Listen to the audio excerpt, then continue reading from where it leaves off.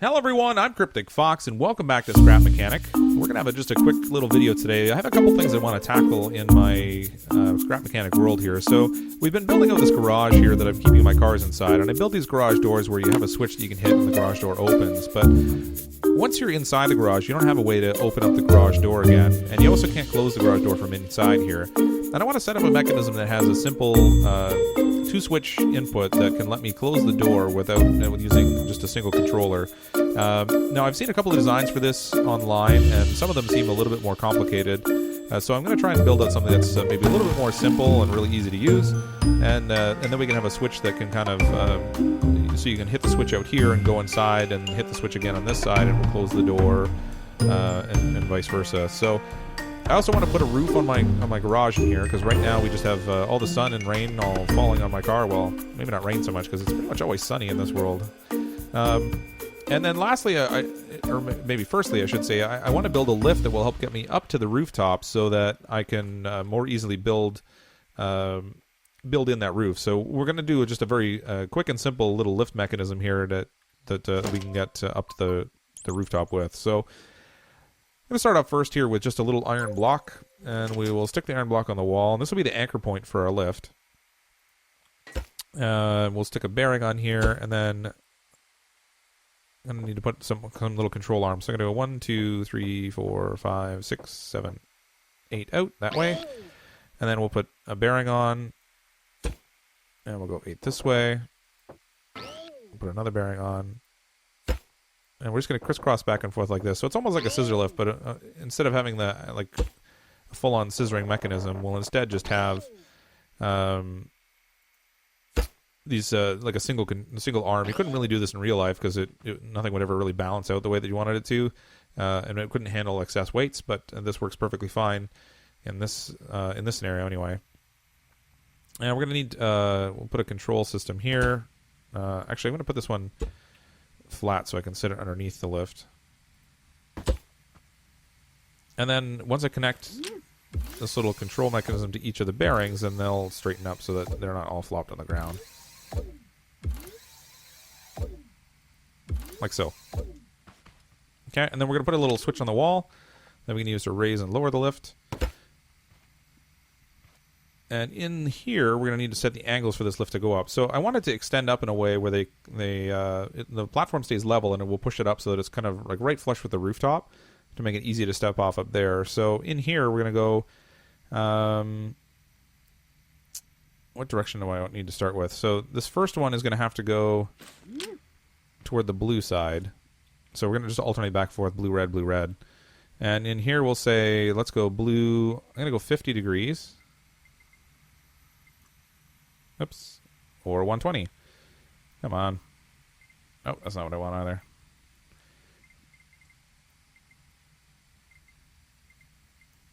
I'm doing this the hard way. All right, so we'll go blue 50. Like so. And then this one here, we're going to go red, and we'll go to 100. Okay, so we'll just keep alternating. So now this next one will have to go 100 to the blue side. 100 to the red side.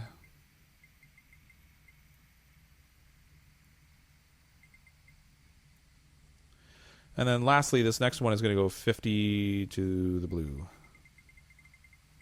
Probably not hold down shift the whole time. Like so. I also don't want this at top speed because that'll look a little crazy. I don't want it to slingshot the guy off the top when he gets to the top of the lift extension. Okay, so we've got the basic control arm for our lift. Now we're just going to put a platform on here. I'm going to have to attach it specifically to this point so that it levers properly. And I don't want that to be vertical. There we go.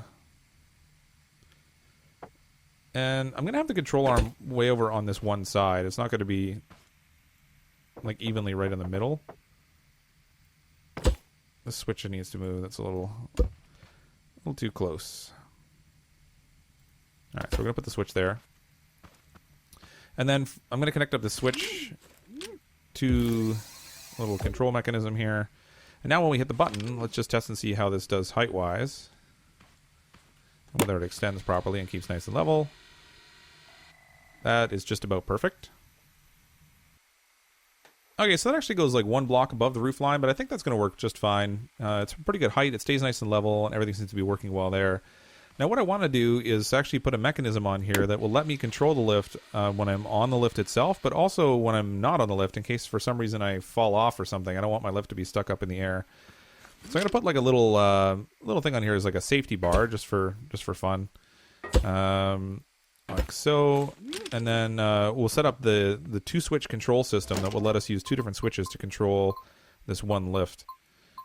So on here, I'm going to want... I don't need... Actually, I do still need wood. I need like everything on here. Okay, hold on. Let's grab the wood and we'll put it in place here of the metal. Alright, so we'll do our little safety railing here.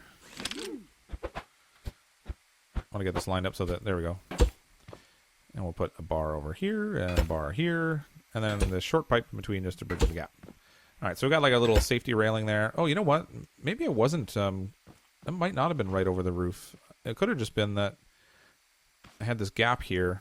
Let's see if I can... I don't know if I can get this placed on here, though. I can't get an angle on it to actually put it right on the... No. Alright, so I'll have to do that when I'm up top.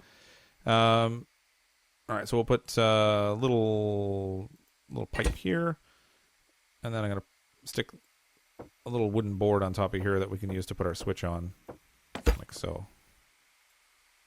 Alright, so I'm going to put a switch on here, and that'll be what we'll use to control the lift. Now, the tricky part is that you can only have one switch going into any one of these different controllers. You can't put 2 switches into the same controller, and you also can't use 2 controllers to work the same bearing. So I'm going to break this connection here, and instead we're going to put a little mechanism over here that will let us kind of control this without needing... Where are we here?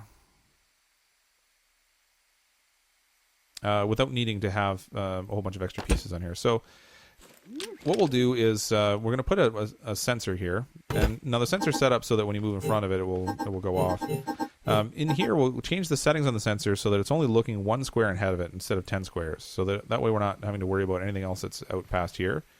On here, we're going to put a bearing, and then a wooden block, and then we'll put... you know what? Let me go like this. Just to make this as small and compact as possible, I'm going to put a bearing on the wall here with a wooden block under it, and another bearing there with a wooden block on that, and we're going to put a little wooden cross on here. Oops. As soon as I connect this to the controller, it'll stop doing that. Okay, so this switch I'm going to say is going to control this controller. This switch is going to control this controller. This controller will go to the bearing in the back. This one will do the bearing in the front. In here, I want to set it so that it will turn 90 degrees. It doesn't really matter which way, but we'll do blue 90 here. And then this switch will say, or this controller will say red 90. And then we want to connect this sensor to the controller over here. So now what it'll do is when there's something that's in front of it, it will set off the sensor, which will turn the wood log in front of it, and we'll move the elevator up, and then if we turn the switch off, it'll turn it away, and that'll come down. But then similarly, if we're on here, and we hit the switch, it will turn it and we'll go up. Or we can hit it and it will turn and go down.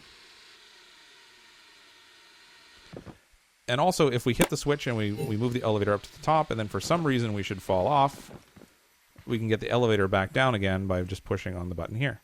And then I'm going to do the same thing up top with the doors. I'll have one on each side of these for the two doors that are in the front there. So let's go up and get the roof on our little garage here. And while we're up top here, I'm also going to try and stand on the wall and add another layer to this little lift here so that it's flush with the wall instead of having a gap. There we go. So now we got a way to get up top. Easy enough.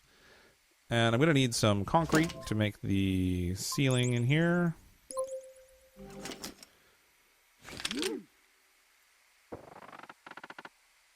is going to take a few passes to get this all in here, I think.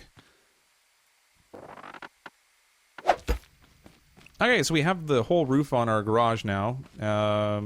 Lift is perfectly aligned with that pretty much. That worked out just about perfectly. So over here now, I'm going to want to set up the mechanism that we're going to have to control the two different garage doors. So I'm going to put some decorations on the roof here. I know there's like some air conditioning units and a couple of things like that. So before I do all that, let's get the mechanism set in here for our fancy little controller. And this time, because I don't have a wall to place it on,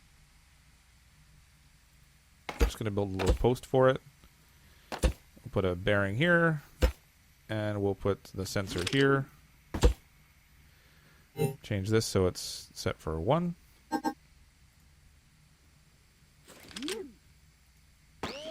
And we're going to do the exact same thing we set up down below.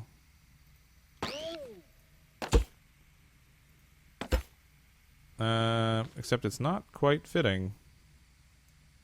Let's see if pipes will work a little bit better. Nope, they get stuck too.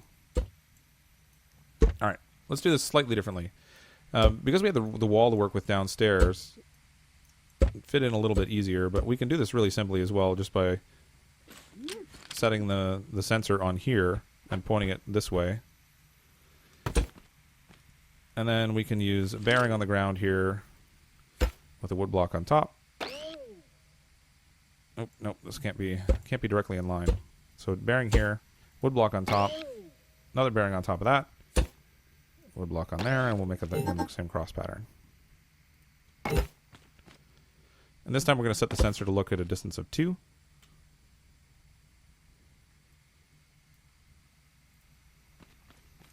We'll draw up our connections like so.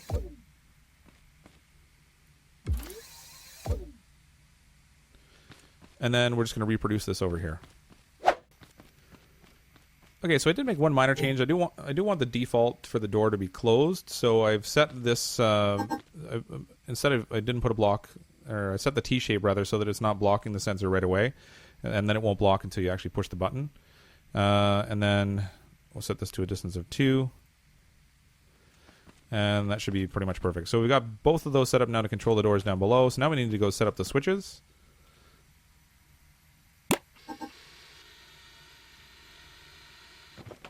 That worked perfectly. It's a little bit of a jerky ride down because your character kind of bounces on top of the pad when it's moving. But all right, so this here, I'm going to remove this connection. And instead, I'm going to connect the sensor to this controller. And then I want this switch to go up to that controller. Let's hit that to open it so we can go inside. And I just realized I forgot to set the turning radius. Huh. Okay, so I'm going to need a switch on the inside for both doors. So we'll put one here. I'm going to draw that connection up to there. And then over here, I'm going to do the same thing. And we'll do a switch over here.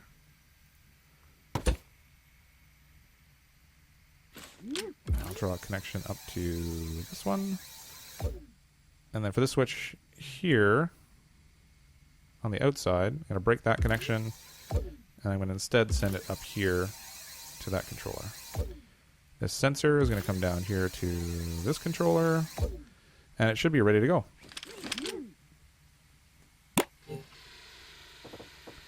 Door opens, and then we can go outside, and we can hit the same switch, the switch on the outside, and the door closes.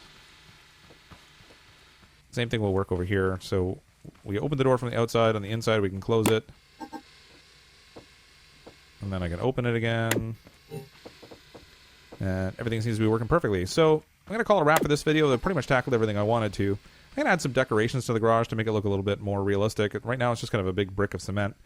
But I am happy that we got the control switches going so we can open doors from either side of the wall, which is great. And we have our little lift on the back so we can get on the roof. I can do some more building and stuff up there. But thanks everyone for coming and checking out the videos. I hope you'll come back and check out some more of these. I'm as always CrypticFox, and I will see all of you next time.